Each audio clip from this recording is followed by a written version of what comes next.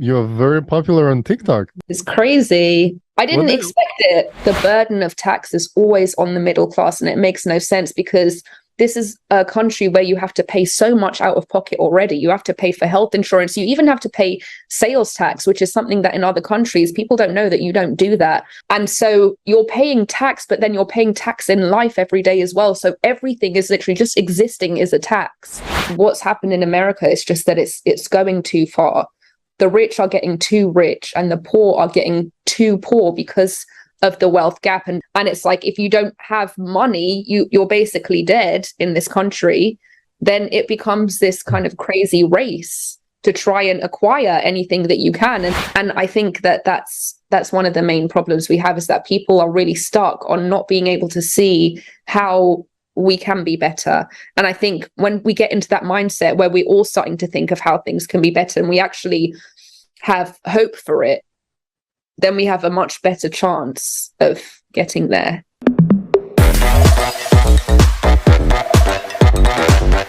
Hey, what's up, guys? Welcome to TikTalk with Creative Society. My name is RoyStar SoundSeek, and my co-host today is Taliy, coming from Los Angeles. And we have the beautiful Elica Le Bon, Orange County, California, criminal defense attorney. And we're going to talk about some super cool topics. Taliy? Yeah, so the way I came across Erica's profile on social media is because she was very passionate about expressing her opinion on education. And I feel like this is exactly what we need right now, people to just be vocal about the things that we want. Like, this is so easy right now because we live in the country where like we have all legal and all like conditions for peaceful transition into a better society than it is right now. And all it lacks really is for people to speak about it. And the way you articulated, Erica, it was amazing because you say, who wouldn't benefit from people getting good education? And think about it, everything you have a doctor, you have a teacher, it's because someone made the choice to get educated and to contribute to the society. I was like, this is everything I stand for myself. So it's amazing to have you here with us, and thank you so much for joining us. Thank you for having me. Yes, please tell us a little bit about yourself to our viewers. And okay, so I am an attorney in the United States. I was born and raised in the UK. My family are from Iran. When I was in the UK, I was very involved in American politics, but at the time I was doing music. And then I had some friends here that were in law school, and they were like, you would kill it as a lawyer. And then one day that's my cat meowing. And then one day I was just like, let me just apply to a law school in the US and see what happens. And yeah, that was it. I got in, they gave me a scholarship, and now here I am. It's just become my life. This is so cool. Yeah, so you had one career in music and then you switched to attorney, and now you're very popular on TikTok. Your videos are going viral. It's crazy. I didn't expect it. What do you think made people react in such a positive way? What made it so? I mean, to be honest, when I made this platform, I didn't expect such a positive reaction because I had never actually used TikTok before. So I just thought TikTok was a place where people were doing like dances and stuff, right? I didn't know that there was like an academic, educated audience on TikTok. So I just got on TikTok, you know, and I just made one video and I woke up and it had like tons of views. And I was just like, okay, I didn't expect that at all. And then after it kind of started to go viral, I guess, in my opinion, it's just that there's kind of, in this time here in the US, there's kind of like a vacuum of knowledge. There's like a vacuum of, you know, I don't want to say it's a vacuum as in there is no knowledge, there is no education. It's just that there's so many, my cat's going to knock down my tree. There's so many pockets of places where you just can't get that, you know? And I think so there was such a thirst for it, such a thirst for knowledge that it actually just took off. Definitely. And there is a request from the public, and we, as volunteers of the Creative Society Project, stand in for the very same thing. So education, so is healthcare, high quality healthcare, are basic human rights, and they should be available to everyone. And we had just this past Saturday, and 24th of September 2022, we had online conference, Global Crisis USA, where we covered the biggest threats to our society, and we asked people what do they consider as problems. And of course, people concerned with economy, people concerned with shootings, mass shootings. Like, why do we live in a society where this is almost normalized, that once a week or twice we witnessing this sort of things happening? And we have a solution presented as well based on people's request. What do people want society to be like? So, and today we have a couple of short clips to watch with you and to hear your reaction. What do you think about people's words? So yeah, let's kick it off with the first video, which I believe is going to touch upon education as well. Okay, let's go. Facts that we just heard are quite disturbing. Can we see that first graph? Income inequality is devastating. Middle class is shrinking faster than ever before. Society is polarized, and you can see how the wealth of the general population has been decreasing for decades. But look at the way it plunged since 2020. If that's not the beginning of a crisis, then I don't know what is. $5, let's say gas, or your groceries, you used to spend $200 a month, now you're spending $700 a month. It's not sustainable. When it comes to the cost of rent, home buyers, it's getting tougher and tougher to be a home buyer. We got all these corporations coming in, buying residential homes, making it tough for the regular mom and pop people trying to become a homeowner. So that's making it tough for the American dream to become true. If the prices raise the way they are, where are people going to live? Well, I think a lot needs to change economically with respect to class and the redistribution of wealth, our tax system, the way our government operates. Well, I would say just time freedom, financial freedom, because everything that is revolved around money. And I feel like if we just have more freedom in that sense, then we could live a lot happier life and also lead the new generation to generational wealth. When you don't have the financial freedom, you are giving up on many things that you might be able to do otherwise. Economy. No inflation. The first thing that will happen in the creative society is writing off all debts and loans from private individuals, abolition of real estate taxes and personal property taxes. There will be no loan interest rates. We will start with a clean slate. All of this will be possible due to a new format of economy that will be designed to benefit the interest of every American. It takes the financial burden off of every family. Once you learn about the Creative Society, visit the website creativesociety.com and click the Join Us button. The faster the majority of the population is informed, the sooner we can form a public request or an electoral demand. Only then we can get to the next stage of implementing the Creative Society at the legislative level. So this was actually about economy. The educational one will be the next one. But this problem of debt slavery, really, and there is no, as we talk to the experts, there is not only not an economical model, but not even a math model to solve the debt slavery problem in here. And we see already in the education field, there are steps to signing, like writing off the debt. First steps were taken. Wanted to hear your comments on that, and wanted to see if we can make some further steps. What would be further steps? And do you think people should create at least a request to discuss model of economy where inflation is not going to be possible, basically? Mm-hmm. Yeah, I mean, I think scaling it back, the reason that America got to this stage is because we kind of live in this state of like hyper-capitalism, It's not just capitalism, it's super capitalism. And capitalism is built around this model where you do have a massive class divide. And in order for capitalism to work, you have to have people under the upper hand, right? There has to be a working class. There has to be poor people in order for capitalism to work the way that it's intended. And I think that what's happened in America is just that it's going too far. The rich are getting too rich and the poor are getting too poor because of the wealth gap and because the monopoly of capitalism in the US as well. And the thing is, it's so different for somebody who was not born and raised in the US to see, you know, sometimes it's hard for people to imagine a life that's different to this. And that's why when you kind of try to explain it, they think that you're talking about communism or socialism. But you go to other countries, like I have really close friends who live in Sweden, and they have, you know, like democratic socialism there.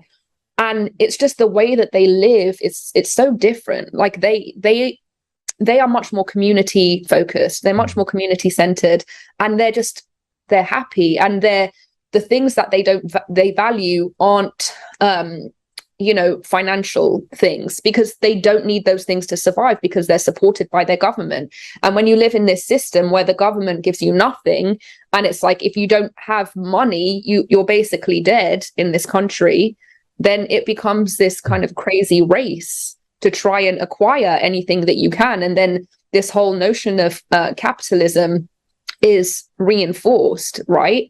So I think that the way that we got here is just by placing way too much emphasis on capitalism and not enough emphasis on community. But I think, again, that goes back to the fact that if you don't have money, because you're so unsupported by your government, if you don't have money, you have nothing. So what else can you do? And then because the acquisition of assets is so important in this country, that allows, you know, companies to exercise a monopoly over it. So they can, you know, get you hundreds and thousands of dollars in the hole over housing, over education or whatever, because they know that you need it in this country. Because if you don't have it, you have nothing. So it's like a vicious cycle, you know? Definitely so. And you know what else? That first graph that was on the screen, I don't know if technical support can bring it back on the screen. I wanted to hear your thoughts about it, because it shows that the decline in wealth of general population, it didn't start yesterday, didn't start in 2020. It has been going like that for decades. And you see the top 1% has been steadily increasing its wealth, while majority of population, despite the fact that the salaries can go up, they still losing their wealth. Mm-hmm. Mm-hmm. So what do you think of it? What kind of conclusions it gets us to? I personally think that because the state of this country is dire and it keeps getting worse, the mistake that our government keeps making is to overtax the middle class. The burden of tax is always on the middle class, and it makes no sense, because this is a country where you have to pay so much out of pocket already. You have to pay for health insurance. You even have to pay sales tax, which is something that in other countries, people don't know that you don't do that. You know, everything you have to pay out of pocket. And so you're paying tax, but then you're paying tax in life every day as well. So everything is literally just existing is a tax. But obviously with the top 1%, there's a tax bracket where, you know, once you reach a certain limit, I mean, proportionally, you know, the top 1%, it's paying pennies in taxes to them. It's pennies to them. And because the wealth is disproportionately skewed to the top 1%, and they're not being taxed in the same way, and the tax of the middle class keeps increasing, and the burdens and demands of the middle class keep increasing, I think that's how you get to this, you know, very skewed wealth gap. One of the proposals of the Creative Society project is to completely eliminate the real estate tax. If you own the house, it's your house. No one has a right to take any money from you for your own property. Otherwise, it doesn't even feels like my property if I can lose it, right, because I didn't pay the tax to somebody. And RoyStar, maybe you have, as I know you have experience in real estate. What do you think of that? Yeah, I completely agree. And it'll be interesting to hear from the perspective of a lawyer. What steps do you think we would need to take in order to update this process, or kind of correct this process that's been going on with the tax issues on real estate? I mean, I don't really deal with real estate law, but I can look into it and get back to you. I will say that I don't think it would be easy, because trying to get tax off of anything you're going to have a lot of opposition. For sure. Oh, okay. And now I think we're ready to get to the next topic, which is actually education, which is the very first reason why we came across your videos, because people love what you had to say about education and the problems. Many think that there is no way to solve them here in the US, that it went too far, but maybe we should really take some experience from the other countries and people who lived in other countries and have seen that it can be done in a different way. I would like to live in a society where educators are paid more money, police protection, policemen are paid more money, that you will put education and safety first. There's nothing more vital than we can do than public education and having a good education system for everyone, regardless of whatever their own family financial situations are, including access, of course, into higher education, where you don't have to go in debt for the rest of your life. In the creative society, education at any level will be free and available to absolutely every person. Thanks to a new approach to education and advanced technology, you will be able to study and learn new skills anytime and anywhere, as well as easily change careers. Education will no longer be a chore. The process will be engaging and exciting. For example, with the help of VR glasses, you will study the human body from inside, traveling among molecules. In the creative society, you will be able to study at any university in the world and learn any profession you want.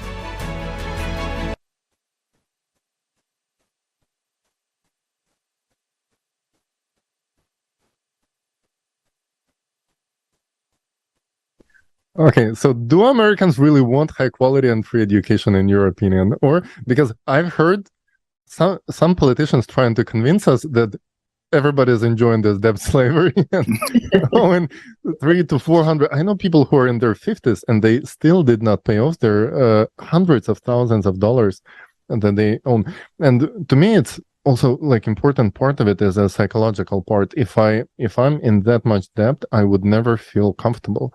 I couldn't go to sleep and just sleep and wake up nicely without the fear of not being able to pay it off. What are your thoughts on that? I think that, this is a country that relies on the ignorance of the masses for certain people to remain in power, right? And they know that because they know that the audience that they have are, people who don't know more than what they know. And they're afraid that if the masses become educated, they will lose their power, which is true, because no one would vote for certain people if they knew more. Let's just say that. Mm-hmm. So I think that the tax on education is very much intentional. I think that they do not want to have an educated majority in this country. I think if there was an educated majority in this country, a lot of people would lose power and there would be a total societal restructuring, which is something that they're also afraid of. So they do rely on keeping people dumb. So I think that the cost of education keeps increasing in direct correlation to their need to keep people suppressed. So do I think that free education is something that's possible here? I doubt it. I do think subsidized education is possible. It just doesn't need to cost how much it costs here in the US. That's the thing. And the thing about education is that it's something that should be accessible to people. In my opinion, I think it should be accessible more based on merit than finances, right? That's really the American dream. If you have somebody who, despite their circumstances, is smart and is able to work their arse off and do well, and that person has a better access to education than somebody who just comes from money but has significantly less competency, that makes so much more sense, right? But this is not a meritorious system. This is a system that is driven by generational wealth. People who have money send their kids to school. Those people have an education. Those people get great jobs. Those people have kids and then send their kids to school. And there is so much brilliance in this country that just lies dormant because they don't have an opportunity to be educated. I mean, I know someone who literally said that they had to turn down Harvard because they couldn't afford it. And this is like one of the smartest people I know.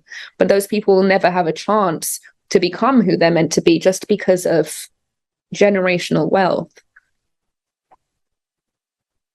Wow. So we actually losing people who could make our lives so much better just because we're not giving them opportunity to do that.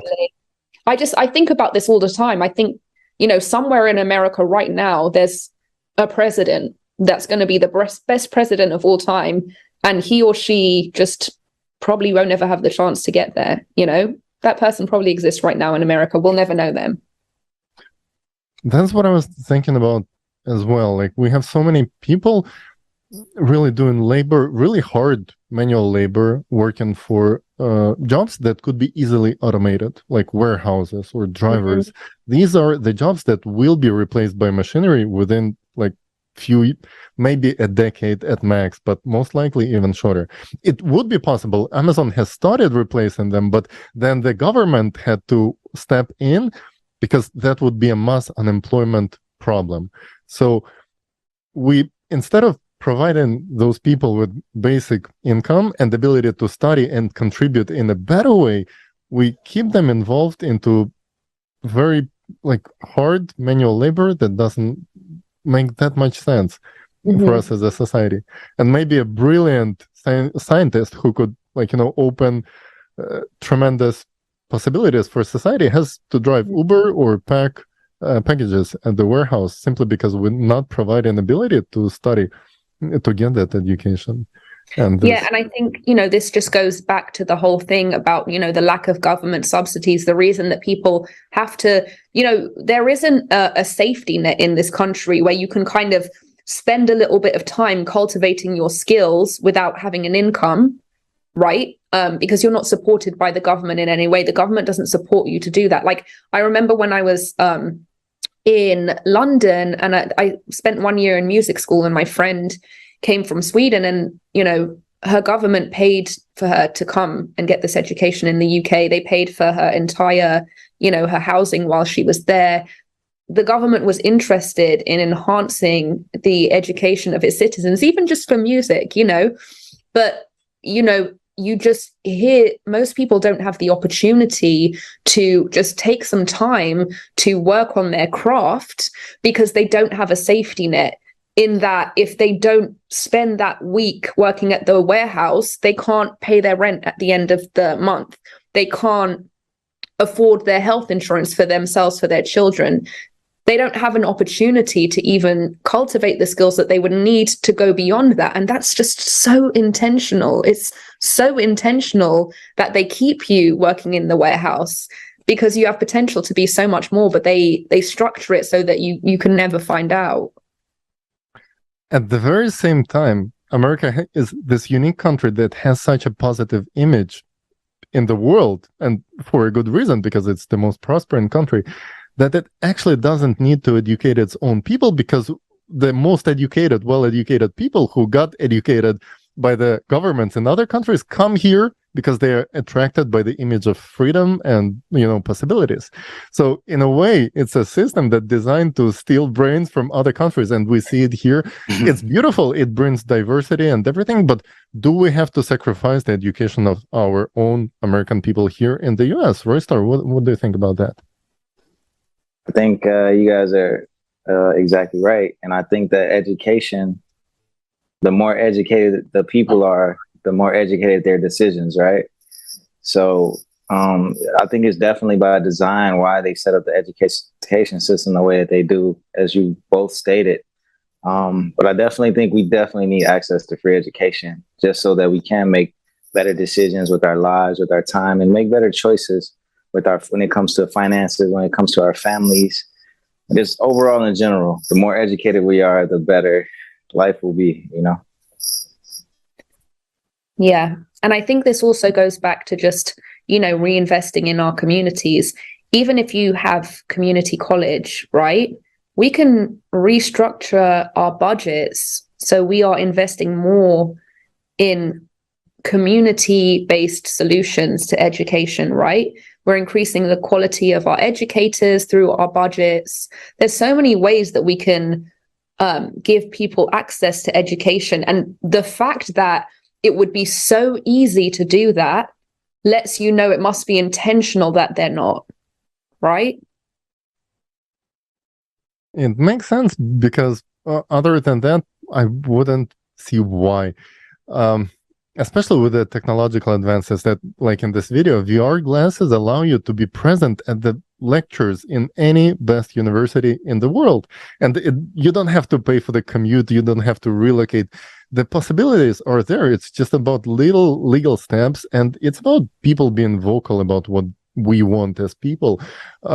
We call this like positive vision of the future. We call it creative society, but it's really not about the name. It's about the essence that people have to not only fight against the negatives of the current state, but also have the positive vision of what do we actually want our society to be like. And in regards to that, we have one more video with people just being vocal about it. Let's hear this third short clip.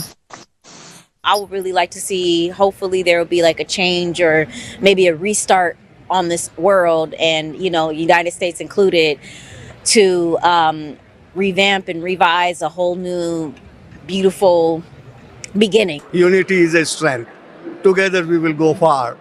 I mean, those are slogans, but we need some initiative by conglomerating with the different groups where we can come on one platform and everybody can do their part. Somebody is specialized in something, somebody is specialized in something. So if those all hands come together, I think that's the only way. It will take time, but somebody has to take that step.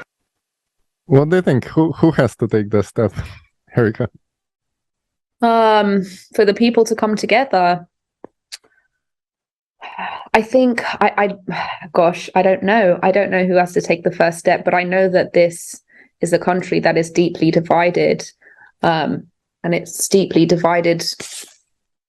Well, I can't say mostly, but a lot of the reason is because of this two-party system that we have, and there's so much fear-mongering about the other side that it's really hard. I mean, I don't even know if it's possible to get this country to unify at this point, but I do know that there are a lot of people that want that. And I do know that progress will not be possible until there is some form of unification. That's my personal belief. Divide and conquer, RoyStar. Isn't it so? Isn't it the motto of the people who usually hanging out all together, but on the public acting like they hate each other? But in fact, they fueling this hatred in the people. How do we overcome this? I think we have to unite on the basis of humanity, the fact that we are all human beings and we all want to be happy, healthy, and safe. And if we can do that for one another, if we can all take the initiative to make sure that our neighbor, our friends, our families are happy, healthy, and safe, it can start right there. I agree. And I think that if people listened to each other and what people really wanted and how people really felt, they would realize that we're probably more on the same page than they realize, right? There are so many things that I talk about on my page that are, controversial, and people are like prison abolition, for example. And people are like, it's like a Republican's worst nightmare. But when you listen to what prison abolition is actually about, which is restructuring our society so that we don't have those types of crimes in the first place, so we don't need a prison to punish people for them, they realize that we're actually all on the same page. We're all on the same page, which is crime prevention. We just have a different strategy because that strategy doesn't work. So it's like this clash of ideals when in fact both people are looking for the same thing, and that's what we need to focus on. You know, it's so interesting that you brought up the prevention of crimes instead of solving because nobody is actually talking about this. And I feel like we live in a society that is afraid of prevention of problems because the profit is being made on the problems. So, for example, when person gets into a prison, it costs us as like Californians here, $87,000 a year to keep that person like in the prison, because like 30,000 goes for the healthcare and so on and so on, and all the prisons are private and so on, so they charge. It's a huge business, so they want people to be in there, at least those who make money on it. And the very same problem like, so first of all, wouldn't it make more sense to spend $87,000 on people before they commit crimes, to create conditions in which they wouldn't have to commit a crime simply to survive? 100%. Most of the time it's out of necessity. It's people who have nothing to lose because they don't even have food to put on the table. That's why they commit crimes, and it's such a common thing.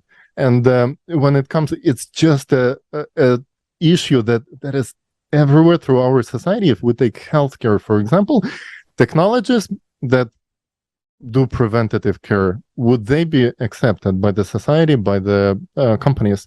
There was a big research by Goldman Sachs in 2019. There was a big article on CNBC, it's still out there, which is called, is it a sustainable business model to have preventative care? And it's not. Gene medicine that actually can, the investors and the pharmaceutical companies and everyone who was questioned, they said, we do not want that because that is not a sustainable business model, which is going to make our profits smaller during the time. So we're going to do everything possible. We're going to lobby against the gene medicine, against all the technologies that do preventative care. And that brings us to the main question, the main foundation of the creative society. Human life should be above the profit. If we keep on living in a society in which profit is above human life, where is it going to take us? No, exactly. And this is the thing. All of these systems, all of these social infrastructures are centered around the same thing, which is treating symptoms because the profit is in the symptoms, right? So the symptoms of crime, the profit is in the correctional facilities, right, and the police budgets. And the same thing with healthcare. You know, there's so much more profit in treating the symptoms of illness than actually preventing illness, you know, and especially in a country where you have a serious illness like cancer and you're looking at hundreds and thousands of dollars for just one treatment, whereas preventing that would cost significantly less. And so that's why there is something very concerning about privatizing something that is literally integral to sustaining your life, right? Privatizing something that everybody needs to live, it's too amenable to corruption. And so it just shouldn't be something that's private in the first place. There should be a public healthcare system, right? But as you said, because there's so much profit in privatization of healthcare, privatization of prisons, those people who hear this kind of the stuff that we're talking about, right? Prison abolition or whatever, those are the people that create the propaganda to prevent that, right?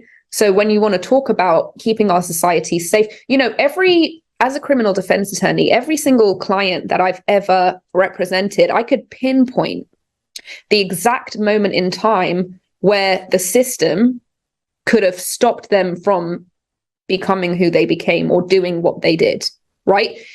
Every single time I can pinpoint a failure of the system that got them there. But they don't want to talk about that. They don't want to restructure that. If their goal is they say their goal is safety, and yet they don't want to have a conversation about how to actually make our country safer. They just want to talk about, you know, is exaggerated rhetorics about the people that are in prison, right? These people are these heinous individuals who are committing these heinous crimes, when in reality, it's such a small minority, it's such a tiny percentage of people that are actually behind bars. And for most of the people that are imprisoned, it is because of a systemic failure, and they don't want to address the systemic failure in order to reduce the rate of mass incarceration, because they want to keep people incarcerated because they profit from doing that. So, and people will listen to that propaganda, right? Because they're scared. They listen to the fear mongering and they're like, whoa, sounds like we need all these prisons and police, because sounds like it's real bad out there. And it's just like, it's a vicious cycle.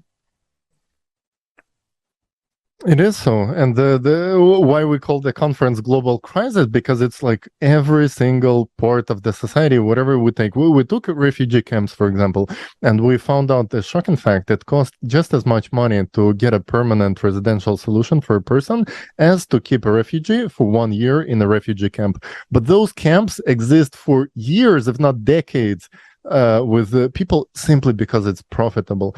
And another point is that even people who involved in the solution parts, would be punished for doing their jobs good. Like, for example, if a police station would eliminate crime in certain area, they would get defunded, because who needs police in the area where there is no crime, right? So we live in this paradox system where people who find the problem not interested in eliminating the problem, they interested on making their living out of this problem. So that's a paradigm shift we're talking about here. How do we create a different way of society where human life is above profit? And that is what our initiative is about. So thank you so much for being with us today.